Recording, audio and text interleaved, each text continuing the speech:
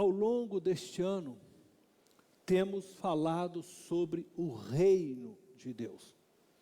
Neste mês de setembro, o tema de nossa série é a justiça do reino de Deus. E o tema de nossa mensagem de hoje é nas mãos de um Deus justo. Trataremos deste tema neste culto da manhã. No culto da noite, nós iremos falar da relação do perdão e a justiça de Deus. Começaremos nossa mensagem dessa manhã respondendo à pergunta: o que significa a afirmação bíblica Deus é justo?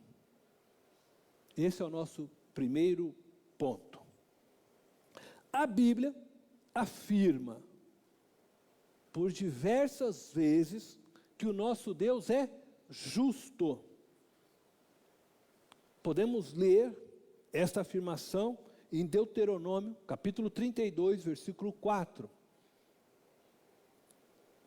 O texto está aí na tela, diz assim: Ele é a rocha, as suas obras são perfeitas, e todos os seus caminhos são justos. É Deus fiel, que não comete erros, justo e reto Ele é. Então veja aí que há afirmação, né? Justo Ele é. Estamos diante um verso da canção de Moisés. Essa canção tem um teor profético. Ela denuncia o pecado do povo, descreve os feitos de Deus na história do seu povo Israel, aponta Deus como o vingador de Israel, e no final da canção anuncia a salvação de todos os povos em Jesus. No verso que nós destacamos, aonde lemos que Deus é justo, este versículo não só afirma que Deus é justo, como apresenta aquilo que o qualifica como justo. Veja só, o verso afirma primeiramente que Deus é a rocha, dando a ideia de que Deus é firme, estável. Por isso nós podemos confiar nele. O homem, ao contrário de Deus, ele é marcado pela inconstância e instabilidade. Mas Deus é imutável, totalmente sólido e estável. O mesmo Deus que no princípio criou todas as coisas, é o mesmo Deus em toda a história de Israel, é o mesmo Deus hoje na sua história, é o mesmo Deus que irá julgar todas as coisas no final desta história. Ele não muda, desde o início até o fim, é o mesmo Deus. É isso que o torna imutável, ele é uma rocha. E não importa o nosso viver neste período, não importa o que façamos ou deixamos de fazer, Deus não muda por causa de nossas atitudes ou por causa de nossas falas. E isso é muito importante que você tenha em mente. O versículo afirma também que suas obras são perfeitas. Não há imperfeições nas obras do nosso Deus.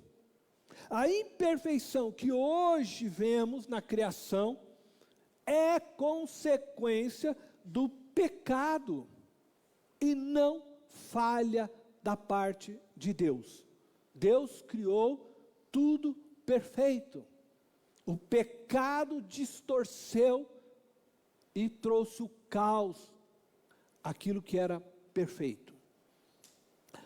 O versículo afirma também, logo em seguida, que os caminhos de Deus são justos. Não existe um caminho de injustiça em Deus. Todos os caminhos de Deus são justos. Tudo que Deus realiza na história é justo.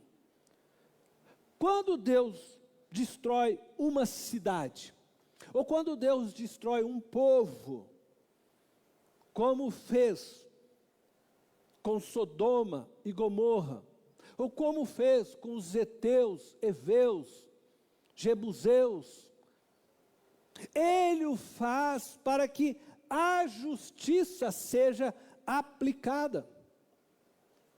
Da mesma forma, quando Deus nos castiga, ou como Deus castigou o povo de Israel, levando-os a se tornarem cativos em Babilônia, Deus o faz como ato de justiça. Dessa forma, Deus se mantém sempre justo. Às vezes precisamos ser corrigidos, castigados, assim como Israel precisou ir para o cativeiro, para que a justiça de Deus fosse assim também feita. As ações de Deus na história visam sempre estabelecer a justiça. Lemos também neste verso a afirmação que Ele é fiel.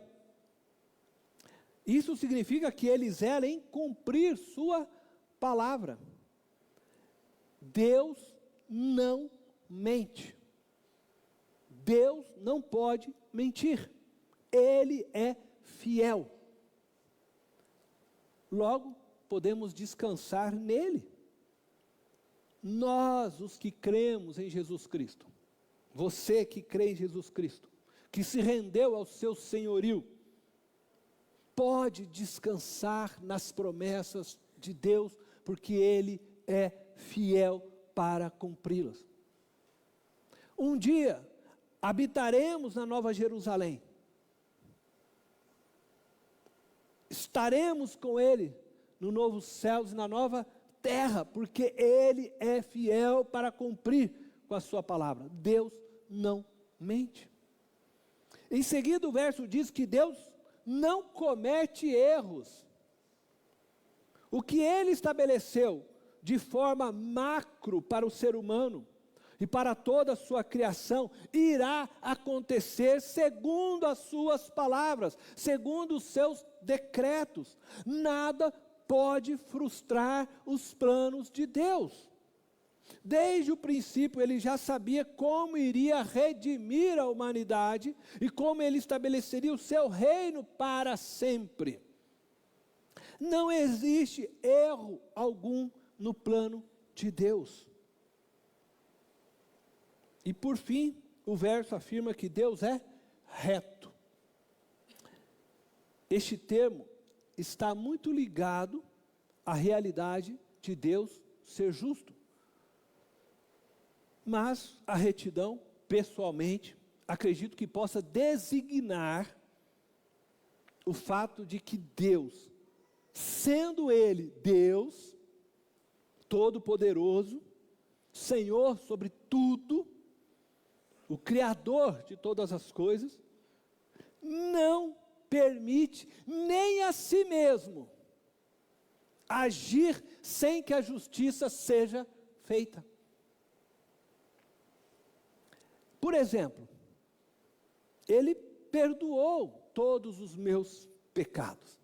Ele perdoou os seus pecados. Mas Ele fez de forma reta, atendendo à justiça. A lei do pecado diz que o que pecou deve morrer. A humanidade pecou em Adão. O homem teria que passar pela morte. E Deus simplesmente não poderia perdoar o homem. Então, você está perdoado, está tudo resolvido, vamos continuar a vida e segue. Sem que ele fizesse justiça com relação a isso. A retidão exige que Deus então cumpra com aquilo. E por isso ele envia seu Filho Jesus Cristo para se fazer homem como nós, e então morrer a nossa morte. E dessa forma, a justiça foi saciada através da morte de Jesus Cristo. Por isso Deus é reto. A soma de tudo isso nos leva à afirmação: Deus é justo. E este então é um dos atributos divinos. Não há injustiça em Deus. Ele jamais cometeu e jamais cometerá um ato de injustiça. Em nosso segundo ponto, agora nós iremos refletir nos aspectos da justiça de Deus. Os estudiosos costumam falar da justiça de Deus em dois aspectos diferentes. Mas estes aspectos estão interligados. O primeiro aspecto é chamado de justiça interna. Diz respeito a quem Deus é. Está falando do caráter de Deus, de sua essência como um ser pessoal que Ele é. Deus é absolutamente justo. Nós lemos agora há pouco em Deuteronômio, mas eu quero ler para vocês os Salmos 11, versículo 7. Nós vamos encontrar de novo essa afirmação. Pois o Senhor é justo e ama a justiça. Os retos verão a sua face. O salmista afirma, primeiramente, que Deus é justo. O que nos leva à compreensão de que, por ser justo, Ele ama a justiça. Ele não é justo porque pratica a justiça. Ele pratica a justiça porque Ele é justo. A justiça é algo inerente de sua natureza. Deus não pode ser injusto. Isso está no seu ser. Por isso, mais uma vez eu lembro, seu filho teve que morrer numa cruz, para que a justiça fosse feita. O segundo aspecto é chamado de justiça externa. Diz respeito ao que Deus faz. Como Ele age na história.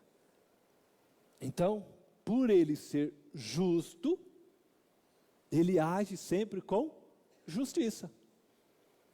E mais do que agir com justiça, Ele requer de nós, que fomos criados por Ele, a sua imagem e semelhança, que andemos em justiça, que vivamos segundo seus valores e princípios. Andar em justiça aos olhos de Deus é você viver segundo a vontade dEle e os valores e princípios dEle. Você só é justo aos olhos de Deus quando você vive segundo a vontade dEle e os valores e princípios dEle. E ao cometermos uma injustiça, isto é, ao agirmos fora dos valores de Deus, dos princípios de Deus, da vontade de Deus, nós nos colocamos violentamente contra Ele. Você consegue entender isso?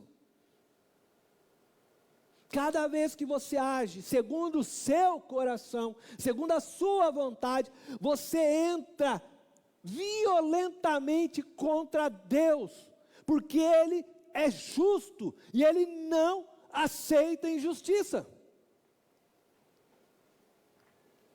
Ele não aceita que você coloque sua vontade, seus desejos, seus sonhos acima dele.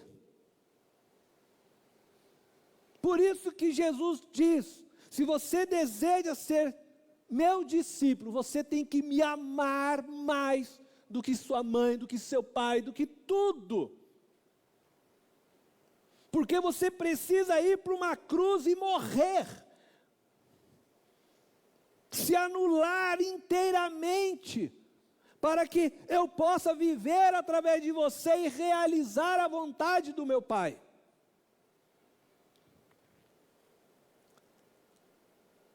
Quando o salmista diz: os retos verão a sua face,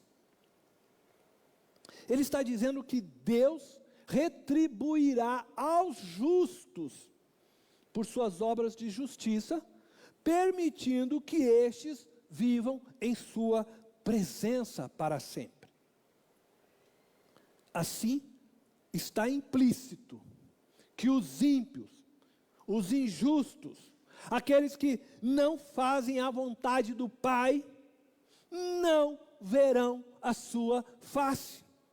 Isto é, não viverão em sua presença. Estes, conforme está descrito no texto em Apocalipse, sofrerão o castigo destinado a todos que rejeitaram o Filho Jesus Cristo, que viveram segundo os seus corações, que se embebedaram no vinho da grande prostituta chamada Babilônia. A estes está guardada a condenação eterna, o lago de fogo que foi preparado para o diabo e seus anjos. Podemos afirmar diante disso, sem erro, que Deus é justo. Ele espera que vivamos segundo os seus princípios e valores, e que Ele retribuirá a cada um de nós segundo as nossas obras. E com o fim de compreendermos melhor o quão justo é o nosso Deus e como aplica sua justiça, nós iremos olhar para a Bíblia nessa manhã como um todo.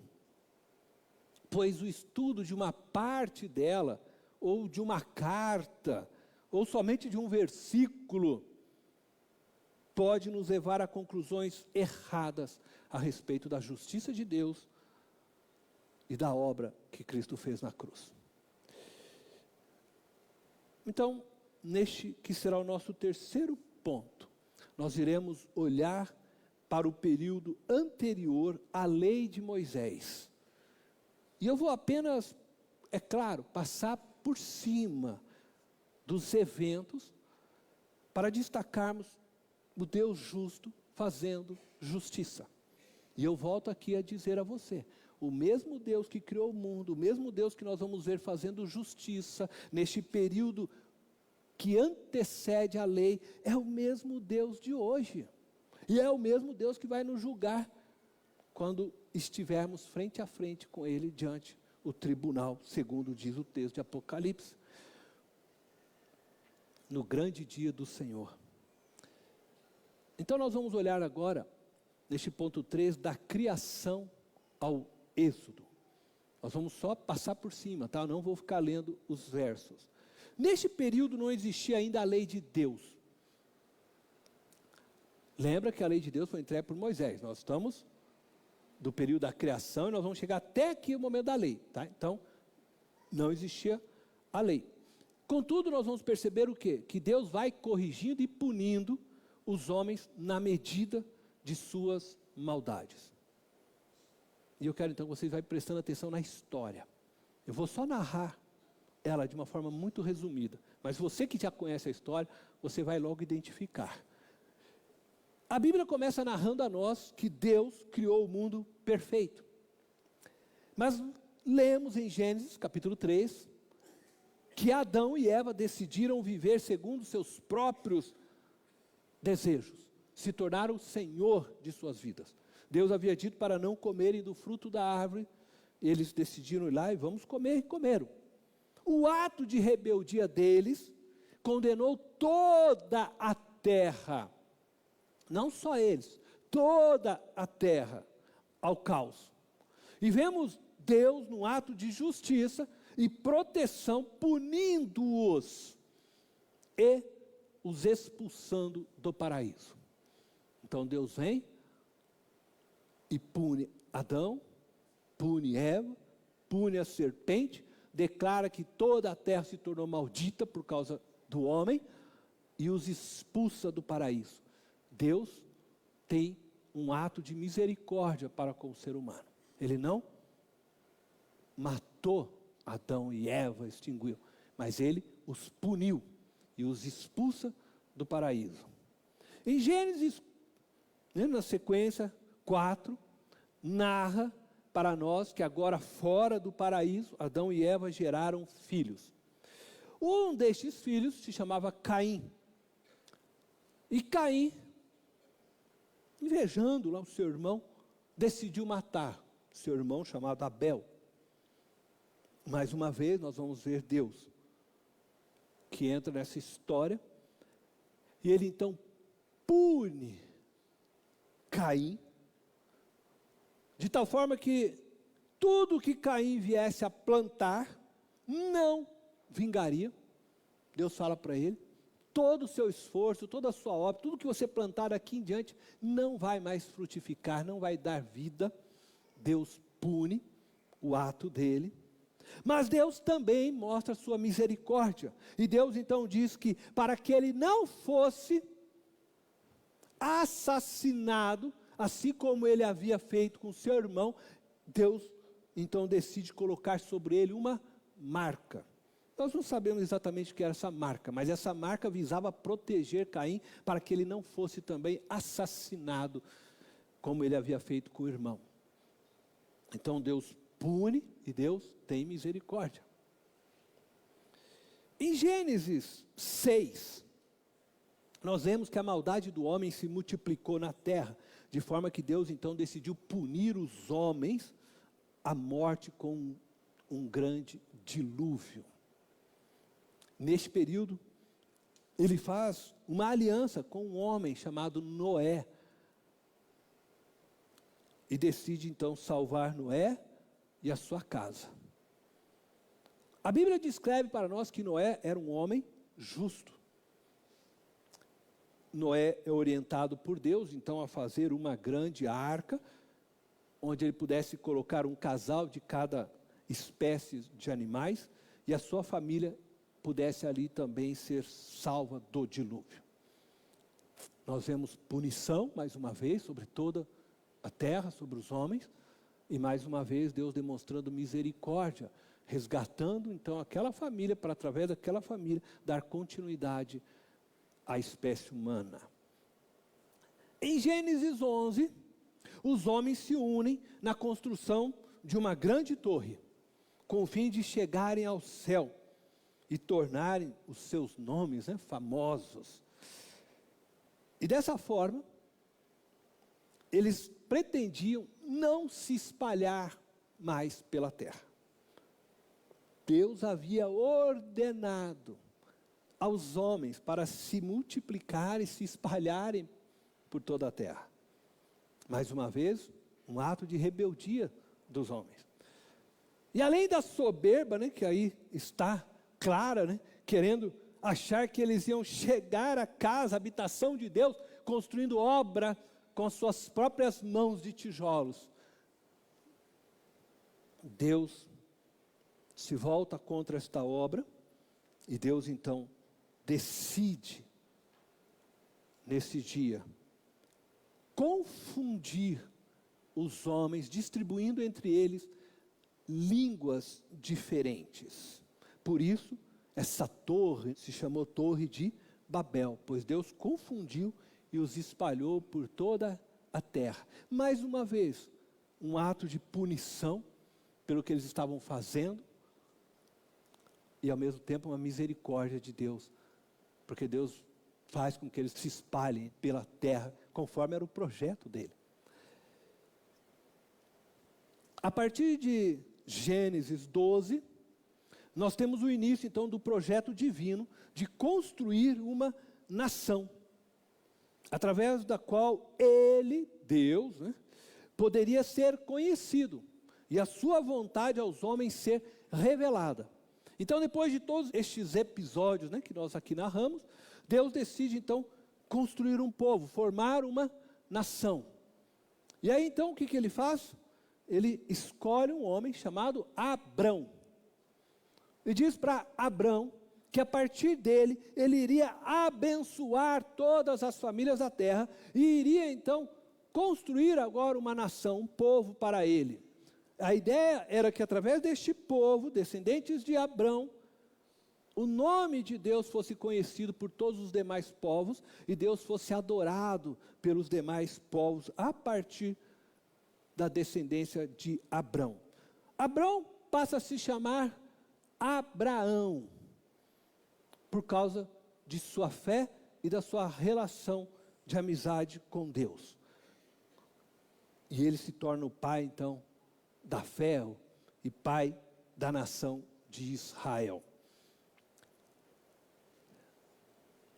Durante este período, isto é, até a chegada de Moisés, o povo, os descendentes, né, de Abraão, vão vivendo uma história de peregrinação, até que eles vão parar no Egito, por causa de uma grande seca, e se estabelece naquele lugar.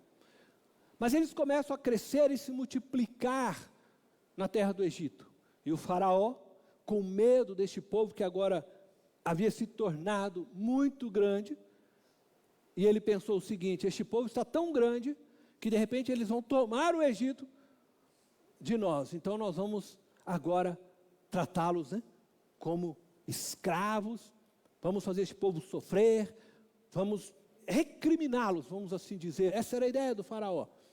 E o povo então começa a clamar a Deus, e Deus ouve a oração deste povo, e Deus decide libertar então este povo do Egito, para que eles pudessem então ir para uma nova terra, e a promessa que ele havia feito a Abraão se cumprir.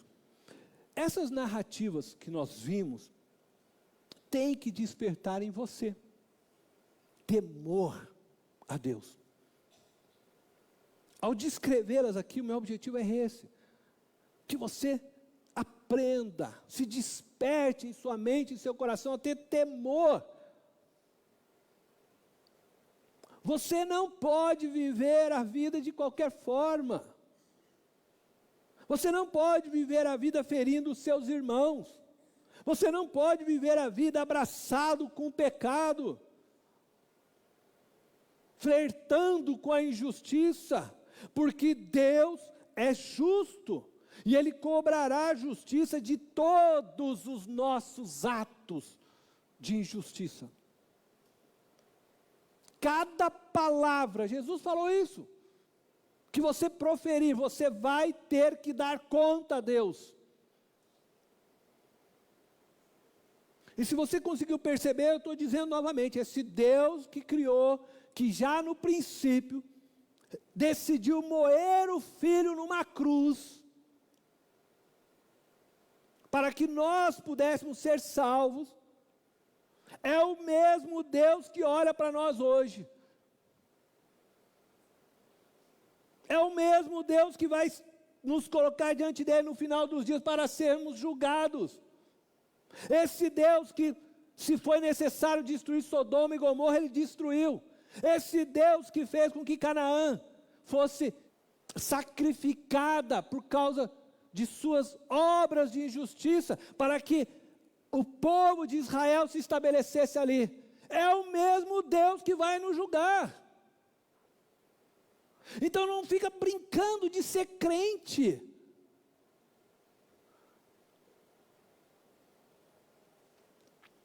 Você um dia vai se arrepender, se você continuar vivendo segundo o seu coração, e não segundo o coração de Deus, porque o dia do julgamento chegará. eu quero mostrar para vocês o quanto Deus é justo. E agora eu quero mostrar isso através da lei de Moisés e a justiça de Deus. Agora você vai ver quão severo Deus é. Quando o povo de Israel saiu do Egito, Deus entregou a Moisés 10 mandamentos, que são a base de toda a lei civil e cerimonial que rege a nação de Israel. A lei moral, ela é extraída dos princípios que estão contidos na lei civil e cerimonial. Muitos teólogos, estudiosos da Bíblia, afirmam que essa distinção entre lei moral, civil e cerimonial não existia na cultura judaica, nos tempos de Moisés. Isto foi feito, criado, para que nós pudéssemos enxergar melhor estas leis. Mas para eles, tudo era lei de Deus. E Deus se revelava por meio delas. Então, quando a gente lê o que nós vamos ler aqui, para eles era a lei de Deus. Não era uma lei civil somente, era a lei de Deus. Nessa leitura, eu quero que você perceba o quanto Deus é justo. E como Ele exige que a justiça seja feita. Então eu quero convidar você a ler comigo Êxodo, capítulo 21, verso 12 ao verso 27. Diz assim, olha: quem ferir um homem, vindo a matá-lo, terá que ser executado. Bom, só nessa abertura você já sentiu como que Deus é sério com relação à justiça. Todavia, se não o fez intencionalmente, mas Deus o permitiu, designei um lugar para onde poderá fugir. E eu coloquei ali, entre parênteses, a cidade de refúgio, porque Deus havia mandado Moisés criar cidades de refúgio. Então, quando alguém viesse, veja só, sem a intenção, é isso que está dizendo o texto, a ferir alguém ou a matar acidentalmente, alguém, essa pessoa, para que ela não fosse morta por aquele que viria a vingar a morte, seja do filho, de um pai, ela fugia para essa cidade de refúgio, ficava lá um período, até que aquela sede de vingança, viesse a deixar de existir, e aí ela pudesse responder num tribunal pelo seu ato cometido, se fosse o caso de indenização, enfim, mas ela tinha esse período para se refugiar. Se ela não corresse para essa cidade de refúgio, e o vingador daquele sangue inocente derramado viesse a encontrá-la e matá-la, aquele também não era culpado. Porque Deus considerava justo que uma vida pagasse por outra vida. E nós vamos ver isso daqui a pouco. Mas eu quero que você entenda como é a justiça aos olhos de Deus.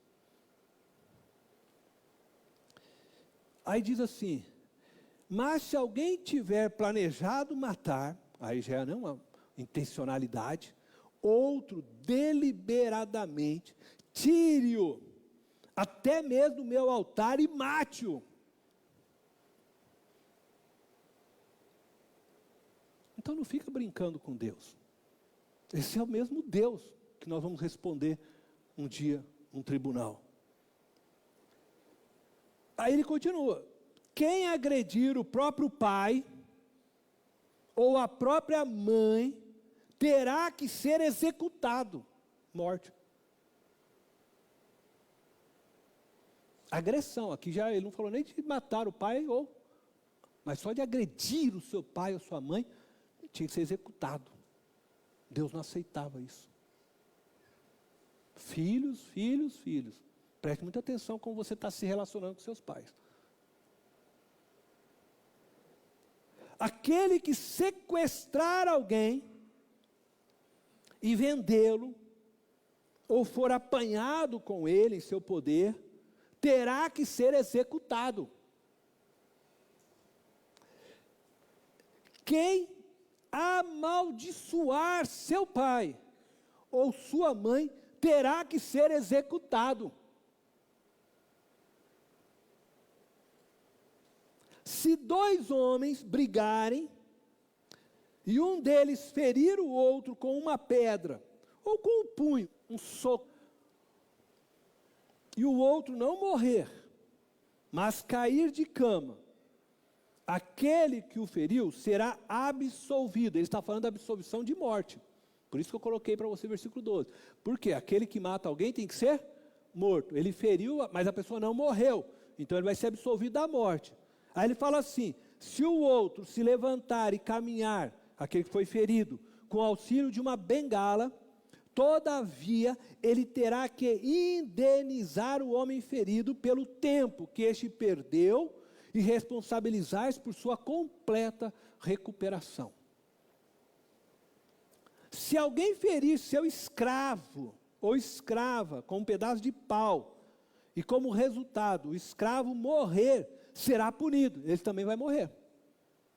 Por isso que aquela escravidão que a gente vê que fazia com os negros não é aceitada por Deus.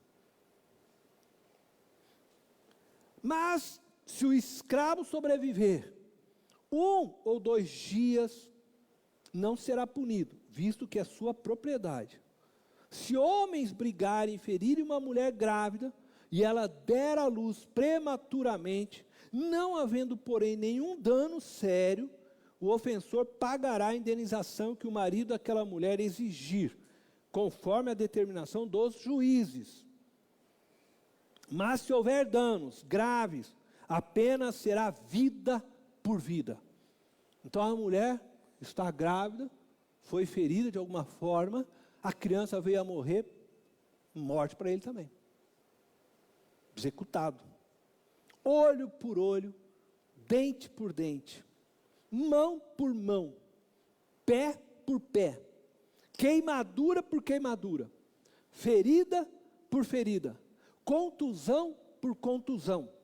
Se alguém ferir o seu escravo ou sua escrava no olho e o cegar, terá que libertar o escravo como compensação pelo olho.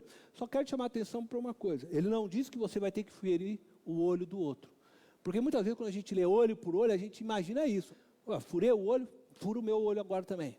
Pronto, ficamos 2 com o olho furado, está tudo igual. Não, não é essa a coisa. Preste atenção, se ele furar o olho, ele vai ter que libertar, não é questão de se furar. E nunca na história de Israel alguém fez isso. Eu quebrei teu dente, agora dá um soco, quebra o meu aqui também. Não é isso, tá? Há uma interpretação muitas vezes errada disso, tá bom? Ele vai falar sobre essa questão também. Veja só, versículo 27. Se quebrar um dente de um escravo ou de uma escrava, terá que libertar o escravo como compensação pelo dente. A expressão contida neste trecho da lei, olho por olho, dente por dente, se tornou aí um ditado popular, até hoje, em nossos dias, com o fim de expressar vingança. Se alguém te feriu, fira ela na mesma proporção, olho por olho, dente por dente. O marido te traiu, traia ele na mesma proporção, olho por olho, dente por dente. Contudo, a lei não queria dizer isso. O objetivo da lei não era dar direito à vingança pessoal, e sim dar direito ao juiz de executar uma justiça justa. Deu para entender a diferença disso?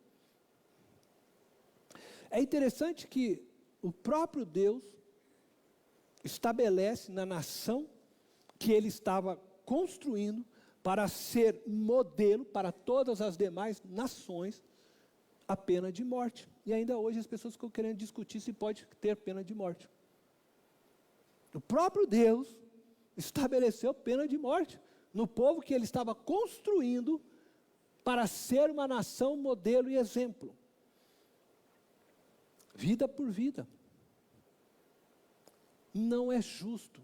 Entenda, Deus não é justo aos olhos dele que uma pessoa que tirou a vida de outro tenha o direito de viver, sendo que ele não deu ao outro o direito de viver. Precisamos entender que fomos feitos à imagem e semelhança de Deus. Assim como Deus é justo, e Ele tem sede de justiça, porque Ele é justo, Ele nos fez a sua imagem e semelhança. Há dentro de nós também uma sede por justiça. E Jesus diz: bem-aventurado aqueles que têm sede e fome de justiça.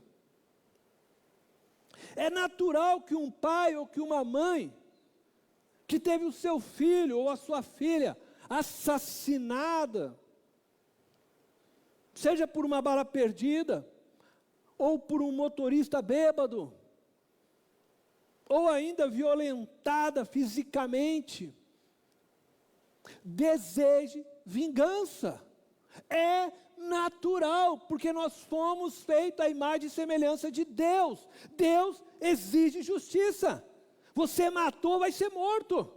Você tirou a vida, não tem também direito à vida.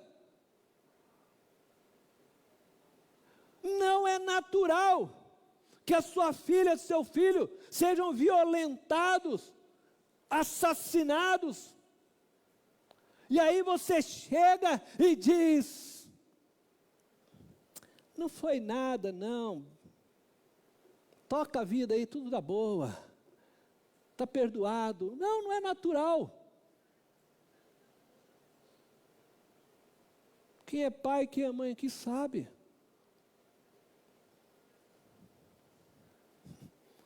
Você vai chegar para o assassino e dizer para ele: não foi nada não, isso aí, até a próxima.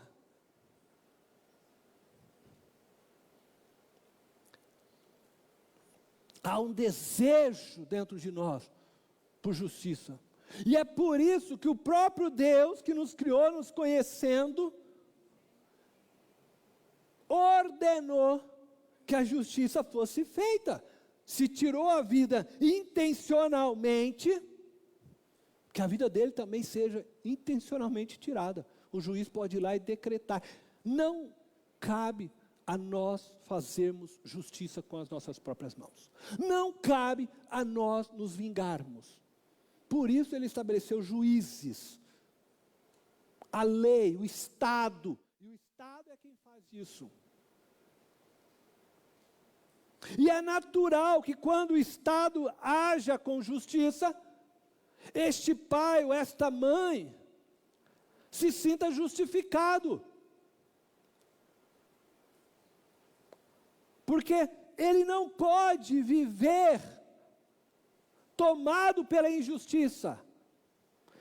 Pense numa mãe ou num pai que viveu essa experiência e que todos os dias, quando entra em sua casa, chora pelo filho ausente, pela filha, lembrando de como foi arrancado brutalmente de sua presença, do seio familiar, e como trata este coração, que vai se alimentando dessa tristeza, que vai ter a sua vida definhada, e Deus olha para isso, e Deus acha isso injusto, e é por isso que Ele diz que é necessário tirar a vida daquele que fez, porque isso é uma forma de dar a este pai, a essa mãe, pelo menos uma sensação de que a justiça foi feita. Você consegue entender isso? Deus é justo, Ele é muito sério com a justiça. A vingança não é algo bom. É por isso que Deus orientou Moisés também a construir cidades de refúgio, para que a pessoa não viesse no desejo de se vingar, matar aquele que era inocente. Como talvez, em alguns casos, uma pessoa pode sim levar outra à morte, mas não porque ele desejava, porque foi inconsequente, porque não pensou direito. E para que não venha matar este, que inocentemente acabou sim levando alguém à morte, você também não cometa uma injustiça. Por isso foi criado cidade de refúgio. É por isso que a Bíblia nos ensina a não nos vingarmos, porque nós não temos capacidade para fazer justiça real com as nossas próprias mãos. Portanto, entenda algo. Olho por olho, dente por dente, é na verdade uma expressão de que a justiça precisa ser feita de forma justa, permitindo ao ofendido se sentir justificado. A justiça deve ser feita através da lei de Deus exercida pelo Estado, não de forma pessoal. E é interessante que essa ideia, né, da vingança, ela foi prevalecendo. E Jesus, então, buscou corrigir este pensamento errado, de que se podia fazer justiça com as próprias mãos, de que a vingança, então, era aceitável. E é por isso que nós vemos lá em Mateus 5, 38, até o verso 42, as palavras de Jesus. Veja o que Jesus fala, então, em Mateus 5, 38 ao 42. Vocês ouviram o que foi dito? Olho por olho e dente por dente? Mas eu lhes digo, não resistam ao perverso. Se alguém o ferir na face direita, ofereça-lhe também a outra. E se alguém quiser processá-lo e tirar-lhe a túnica, deixe que leve também a capa. Se alguém o forçar a caminhar com ele 1 milha, vá com ele 2. Dê a quem lhe pede, e não volte as costas àquele que deseja pedir-lhe algo emprestado. Jesus está dizendo que não devemos pagar o mal com o mal. Ele está pondo fim a essa ideia de vingança. É isso que ele está falando. Não devemos retribuir na mesma medida a quem nos fere. Se baterem na sua face, dê a outra. Não bata de volta. Se te derem ódio, ame. É isso que ele está querendo que a gente faça. Ele está dizendo, se alguém exigir de você um serviço, faça além do que a pessoa lhe pediu, além do que ela esperava. Se ele te chamou para caminhar 1000 milhas, caminha 2. Se ele te tomou uma túnica, dê outra para ele. Somos ensinados por Jesus e pelos apóstolos a entregarmos a Deus a nossa causa. Ele é a nossa justiça. Ele fará justiça por nós. Não importa o que isso nos custe. Não importa o que vamos perder. Pois o nosso lar não é neste mundo. E a nossa recompensa nos será dada quando nós entrarmos na nova terra e no novo céu. Entretanto, eu quero dizer a você que isso não anula a realidade que nós podemos buscar a justiça neste mundo. A reparação dos danos causados a nós neste tempo presente. Uma busca de sentirmos justificados diante de uma injustiça cometida contra nós. O assassino de meu filho, de minha filha, do seu filho, da sua filha, pode sim ser julgado e preso neste mundo. E deve sim você perdoá-lo por seu ato. Mas não é errado que você deseje que a justiça seja feita. Entretanto, há uma reparação nessa situação que esse assassino não tem como pagar. Ele não tem mais como restituir a vida do filho ou da filha que foi tirado. Ele não tem como restituir uma história que seria construída ao seu lado, uma vez que ele tirou o filho ou a filha. Essa é uma reparação que vai ser acertada um dia na presença de Deus. E só Deus poderá reparar essa justiça. E quando a gente olha para este texto agora de Êxodo que nós lemos, eu espero que você tenha conseguido perceber o quanto Deus é justo, e o quanto ele leva a sério a manifestação da justiça sobre toda a sua criação. O Deus que entregou esta lei a Moisés é o mesmo, digo novamente, que irá julgar as minhas obras e as suas obras. E é por isso que o apóstolo Pedro escreve aos irmãos da fé as seguintes palavras. E eu volto aqui a reiterar, ele não está escrevendo para os ímpios, mas para os da fé.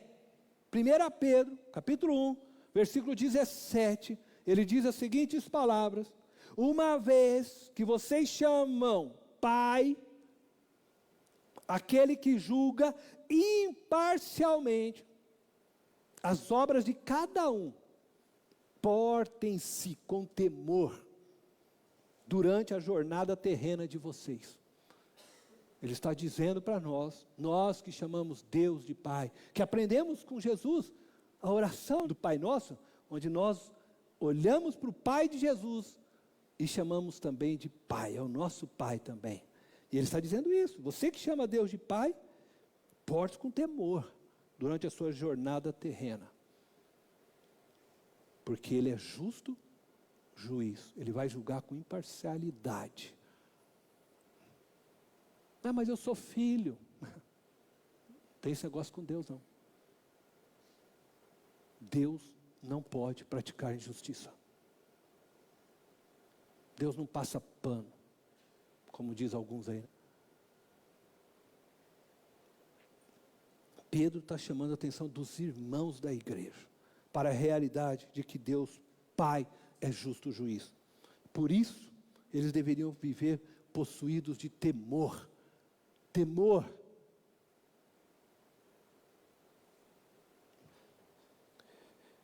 Diante das palavras de Pedro, eu vou concluir essa mensagem. Olhe bem para a sua vida. Sonde seu coração. Faça a oração do salmista.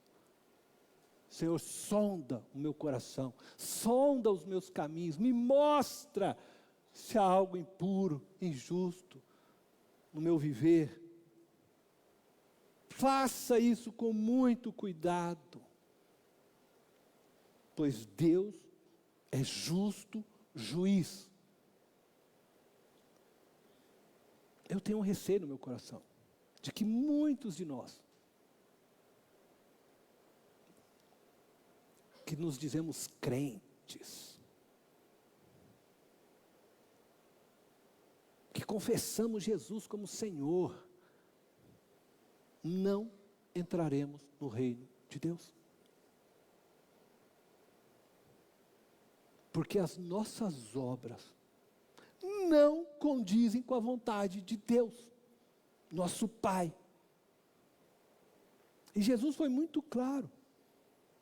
A palavra de Jesus está lá em Mateus, capítulo 7, versículo 21. Nem todo aquele que me diz, Senhor, Senhor, entrará no reino dos céus, mas apenas, destaque isso, apenas aquele que faz a vontade de meu Pai, que está nos céus. Isso é muito sério. Não é questão de chamar Jesus de Senhor. Não é questão de você vir na frente num culto e eu aceito Jesus, é o Senhor. É de viver a vontade do Pai. É de morrer numa cruz. É de renunciar inteiramente sua existência para que Jesus viva através de você. Até quando você vai viver fazendo a sua vontade? Até quando você vai continuar lutando na igreja para que a sua vontade seja feita? Quando você vai cair em si e perceber que você precisa ter um novo encontro com Cristo? Não ignore os sinais de Deus na sua vida. Pois se você não se arrepender de seus pecados, se as suas obras não condizem com a vontade do Pai, você não entrará no reino de Deus. Mesmo você tendo todo o conhecimento teológico, mesmo tendo todo o conhecimento da Bíblia, mesmo você que tenha lido a Bíblia 50 vezes na sua vida, mas se você não morrer, para que Cristo viva através da sua vida, você não entrará no reino de Deus. Fé em Jesus, o Cristo, o Messias, o enviado, o ungido de Deus, é crer nele como o único e suficiente Salvador. É viver renunciando a si mesmo todos os dias. Se você quer ser meu discípulo, tome a sua cruz e negue a si mesmo. É você amando-o mais do que a sua mãe, do que seu pai, do que seus filhos, do que a igreja constituída institucionalmente neste lugar.